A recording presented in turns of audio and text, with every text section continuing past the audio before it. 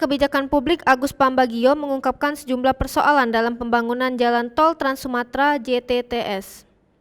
Persoalan tersebut dapat menghambat pembangunan JTTS sekaligus berdampak merugikan masyarakat.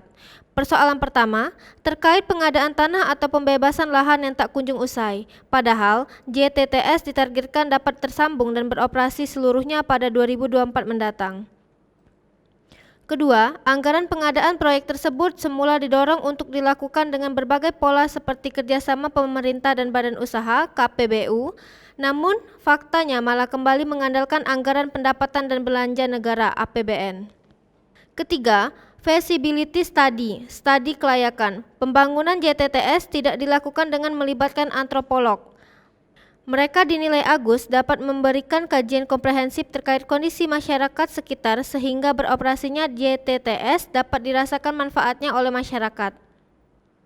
Sayangnya, kata Agus, pembangunan jalan tol di Indonesia seringkali mematikan usaha dan aktivitas masyarakat di jalan nasional.